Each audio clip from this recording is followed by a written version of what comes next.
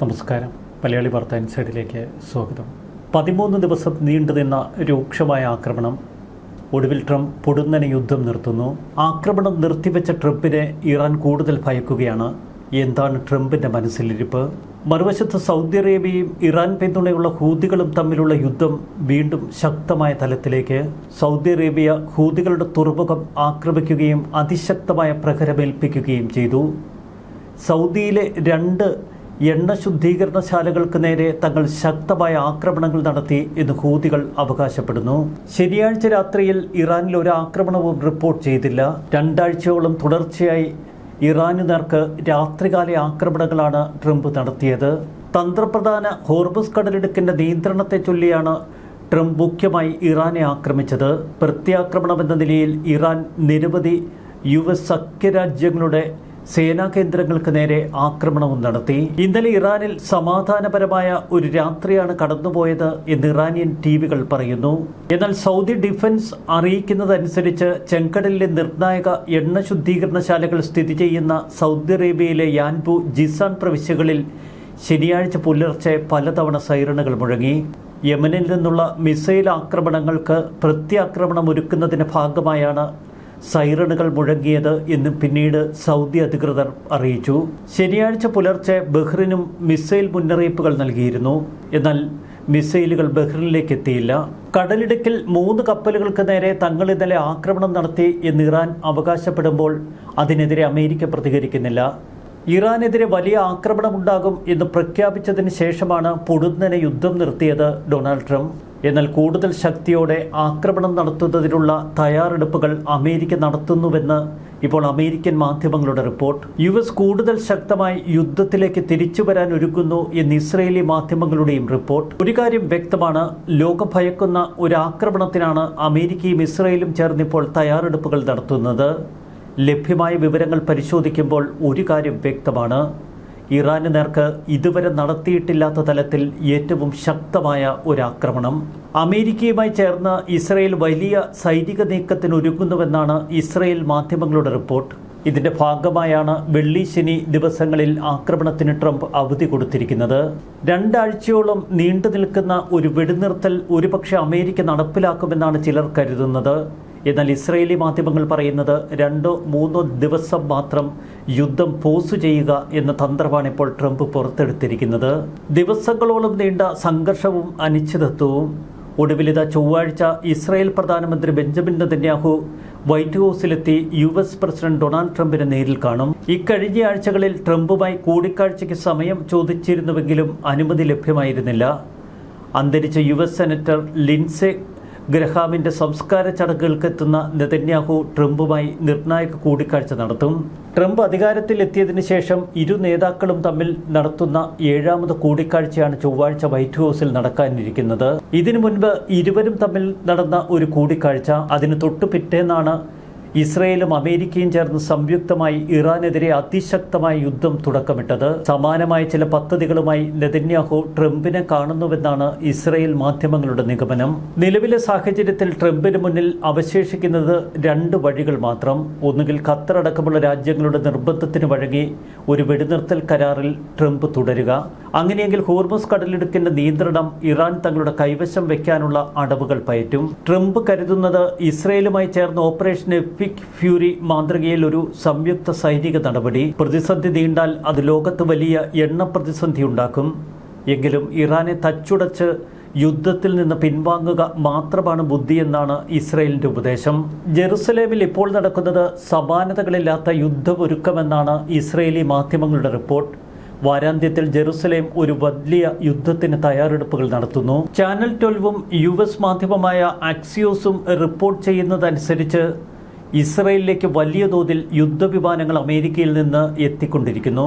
പോരാട്ടത്തിന്റെ ഒരു വലിയ വികാസമാണ് അമേരിക്ക ലക്ഷ്യമിടുന്നത്. യുദ്ധത്തിന് ഇപ്പോൾ ഒരു പോസ്റ്റ് ട്രംപ് നൽകിയതിന് പിന്നിലും വലിയ തയ്യാറെടുപ്പുകൾ തന്നെ.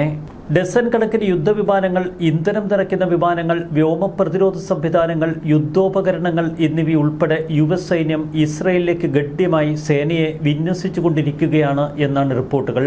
കഴിഞ്ഞ കുറച്ചാഴ്ചകളായി ഏകദേശം 90 ഇന്ധനം നിറയ്ക്കുന്ന വിമാനങ്ങൾ ഇസ്രയേലിലെത്തി. അവർ ബെൻഗുരിയോൻ വിമാനത്താവളത്തിലും റാമോൺ ഒവ്ഡ വ്യോമത്താവളങ്ങളിലും നിലയുറപ്പിച്ചിരിക്കുന്നു. ഫെബ്രുവരി അവസാനം ഇറാനെതിരെ യുദ്ധം ആരംഭിക്കുന്നതിന് മുൻപ് ഇസ്രയേലും അമേരിക്കയും സമാനമായ തയ്യാറെടുപ്പുകളാണ് നടത്തിയിരുന്നത്. അമേരിക്കയും ഇറാനും തമ്മിൽ ഒരു കരാറിലെത്താനുള്ള സാധ്യത പ്രായോഗികമായി നിലവിലില്ല. അപ്പോൾ പിന്നെ ട്രംപിന് മുന്നിൽ അവശേഷിക്കുന്നത് ശക്തമായ ഒരാക്രമണം എന്ന അവസാന പോംവഴി. ഒടുവിലൊരു വലിയ ആക്രമണത്തിന് ഉത്തരവിടുക മാത്രമാണ് ട്രംപിന് മുന്നിലുള്ള പോംവഴിയെന്ന് ചാനൽ 12-ന്റെ റിപ്പോർട്ട്. ഇറാന്റെ ഊർജ്ജ നിലയങ്ങളും പാലങ്ങളും ഉൾപ്പെടെ അടിസ്ഥാന സൗകര്യങ്ങൾ ആക്രമിച്ച് തകർക്കുമെന്നായിരുന്നു 3 ദിവസങ്ങൾക്ക് മുൻപ് ട്രംപിന്റെ മുന്നറിയിപ്പ്. കാർഗ് ദ്വീപിലെ എണ്ണ കേന്ദ്രം പിടിച്ചെടുക്കാൻ കരസേനയെ അയക്കുമെന്നും ട്രംപ് പറഞ്ഞിരുന്നു. സമാനമായ ഒരു സാഹചര്യത്തിലേക്ക് ഇറാനിൽ കാര്യങ്ങൾ എത്തിക്കുകയാണോ ഇപ്പോൾ ഇസ്രയേലും അമേരിക്കയും തമ്മിൽ ഒരുമിച്ചുള്ള ഈ സൈനിക നീക്കങ്ങളിലൂടെ ലക്ഷ്യമിടുന്നത്? പിക്യാൻസ് പർവ്വതമെന്നറിയപ്പെടുന്ന ആഴത്തിൽ ഭൂഗർഭ ആണവ കേന്ദ്രങ്ങൾ സ്ഥിതി ചെയ്യുന്ന പർവ്വതനിര ആക്രമിക്കുമെന്നും ട്രംപ് നേരത്തെ മുന്നറിയിപ്പ് നൽകിയിരുന്നു. ഞങ്ങൾ അവരോട് സംസാരിക്കുകയാണ് മധ്യസ്ഥർ വഴി. അവർ ഗൗരവത്തോടെ പെരുമാറുമെന്നാണ് പ്രതീക്ഷിക്കുന്നതെന്ന് ട്രംപ് ഇപ്പോൾ പറയുന്നു.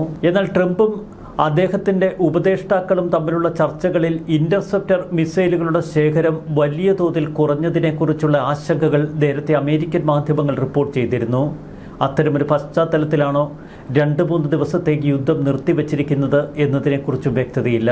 ഇറാനെതിരെ വലിയ യുദ്ധപ്രവർത്തനങ്ങൾ നടത്താൻ സൈന്യത്തിന് പ്രാപ്തിയുണ്ട്.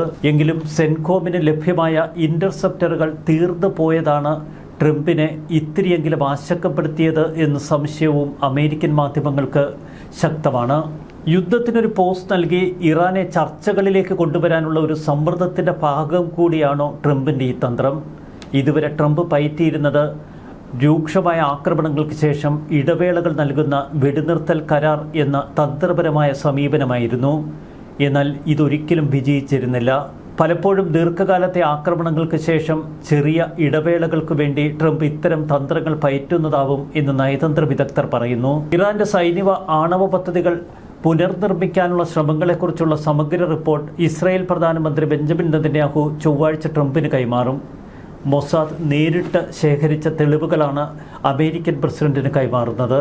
പുതിയ സുപ്രീം നേതാവ് മുജ്തബ കമനയുടെ കീഴിൽ ആണവായുധം വികസിപ്പിക്കാനുള്ള ശ്രമങ്ങൾ ഇറാൻ തുടങ്ങിയെന്നാണ് ഇസ്രയേൽ വിശ്വസിക്കുന്നത്. ഇതുകൂടി കണക്കിലെടുത്താണ് ഇറാനെതിരെ ഒരു ആത്യന്തിക യുദ്ധത്തിനുള്ള തയ്യാറെടുപ്പുകൾ ഇസ്രയേൽ തുടങ്ങിവെച്ചത്.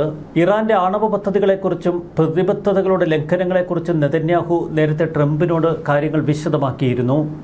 അതിന്റെ തുടർച്ചയായിരുന്നു അമേരിക്കയും ഇസ്രായേലും ചേർന്നൊരുക്കിയ ഇറാൻ ആക്രമണം. കഴിഞ്ഞ 13 ദിവസം അമേരിക്ക ഒറ്റയ്ക്കാണ് ഇറാനെതിരെ പൊരുതിയത്. എന്നാൽ ഗൾഫ് രാജ്യങ്ങൾക്ക് നേരെ ശക്തമായ ആക്രമണത്തിന് ഈ കാലയളവിൽ ഇറാൻ മുതിർന്നു. ഇസ്രായേൽ കൂടി കളത്തിലിറങ്ങുന്നതോടെ ഗൾഫ് മേഖല കേന്ദ്രീകരിച്ചുള്ള ഇറാൻ ആക്രമണങ്ങൾ ദുർബലമാകും. മറുവശത്ത് ഇസ്രായേലിനെ പ്രതിരോധിക്കേണ്ട ഉത്തരവാദിത്വം കൂടി ഇറാൻ സേനയ്ക്ക് വന്നണയും എന്നതാണ് അതിനുള്ള കാരണം. ഹൂതികളുടെ ഭാഗത്തു നിന്നുള്ള ആക്രമണത്തിനെതിരെയും ശക്തമായി പ്രതികരിക്കേണ്ടതുണ്ട് ട്രംപിന്. സൗദി അറേബ്യ ഹൂതികൾക്കെതിരെ ഇപ്പോൾ ഒറ്റയ്ക്കാണ് പൊരുതുന്നത്. സൗദി അറേബ്യൻ എണ്ണഭീമനായ ആരംഖയുടെ ജിസാനിലെയും യാൻബുവിലെയും കേന്ദ്രങ്ങളിൽ തങ്ങൾ വിജയകരമായ ആക്രമണം നടത്തി എന്നാണ് ഹൂതികളുടെ അവകാശവാദം. ജിസാനിലെ എണ്ണ ഇന്ധന സംഭരണ കേന്ദ്രങ്ങൾക്ക് നാശനഷ്ടമുണ്ടാക്കാൻ കഴിഞ്ഞു എന്നവർ അവകാശപ്പെടുന്നു. ഏഷ്യ ആസ്ഥാനമായുള്ള 2 വ്യാപാര സ്രോതസ്സുകളും ഇക്കാര്യം സ്ഥിരീകരിക്കുന്നു. എന്നാൽ സൗദി അറേബ്യയിൽ പ്രവർത്തിക്കുന്ന US നിർമ്മിത പാട്രിയറ്റ് ബാറ്ററി ഉപയോഗിച്ച് എണ്ണ പ്ലാന്റുകൾ ലക്ഷ്യമാക്കി വന്ന ബാലിസ്റ്റിക് മിസൈലുകൾ തകർത്തു എന്നാണ് സൗദി അറേബ്യയുടെ വിശദീകരണം. സൗദി അറേബ്യയിലെ പ്രധാന ചെങ്കടൽ എണ്ണ തുറമുഖമാണ് യാൻബു. പ്രതിദിനം ദശലക്ഷക്കണക്കിന് ബാരൽ എണ്ണ ഇവിടെ നിന്ന് കയറ്റി അയക്കുന്നു. ഇറാൻ അടച്ചിട്ടിരിക്കുന്ന ഹോർമസ് കടലിടുക്കിലൂടെ സൗദി എണ്ണ പുറത്തേക്ക് കൊണ്ടുപോകുന്നതിനുള്ള പ്രധാന മാർഗമായി ഈ പാത മാറിയിരിക്കുന്നു. യമൻ അതിർത്തിയോട് ചേർന്ന് ചെങ്കടലിലുള്ള ജിസാൻ പ്രതിദിനം 4 ലക്ഷം ബാരൽ ശേഷിയുള്ള ഒരു ശുദ്ധീകരണശാലയുള്ള സ്ഥലം കൂടിയാണ്. ഹൂതി ആക്രമണങ്ങൾക്ക് തിരിച്ചടിയെന്നോണം വെള്ളിയാഴ്ച ചെങ്കടലിലെ ഹുദൈദ തുറമുഖത്ത് ഹൂതി സൈനിക കേന്ദ്രങ്ങളിൽ ശക്തമായ ബോംബാക്രമണം സൗദി അറേബ്യ നടത്തി. 2014 ഇറാനുമായി സഖ്യമുണ്ടാക്കിയ ഹൂതികൾ യമന്റെ തലസ്ഥാനമായ സന പിടിച്ചെടുത്തിരുന്നു. എന്നാൽ സൗദി അറേബ്യ ഹൂതികൾക്കെതിരെ ഒരു അറബ് സഖ്യത്തിന് നേതൃത്വം നൽകി. സമീപ വർഷങ്ങളിൽ സഖ്യവും സംഘർഷവും ഏറെക്കുറെ നിഷ്ക്രിയമായിരുന്നു. എന്നാൽ ഇപ്പോൾ ഔദ്യോഗിക വിഭാഗത്തെ രംഗത്തിറക്കി ശക്തമായ പ്രതിരോധം ഹൂതികൾക്കെതിരെ ഒരുക്കുകയാണ് സൗദി അറേബ്യ. കഴിഞ്ഞ ഒരാഴ്ചയായി ഹൂതികൾ സൗദി അറേബ്യക്കെതിരെ നാവിക ഉപരോധം പ്രഖ്യാപിച്ചിട്ടുണ്ട്. സൗദിയിലെ എല്ലാ എണ്ണ കേന്ദ്രങ്ങളും ലക്ഷ്യമിടുമെന്നാണ് ഹൂതികളുടെ മുന്നറിയിപ്പ്.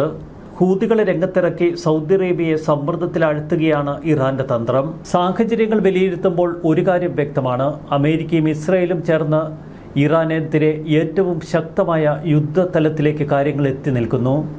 എപ്പോൾ പുതിയ സംഘർഷം തുടങ്ങുമെന്ന് പറയുക വയ്യ. മണിക്കൂറുകൾ മാത്രമാവാം ഈ ശാന്തതയെന്നാണ് വിദഗ്ധരുടെ നിഗമനം. ന്യൂസ് ഡെസ്ക് മലയാളി വാർത്ത ഇൻസൈഡ്.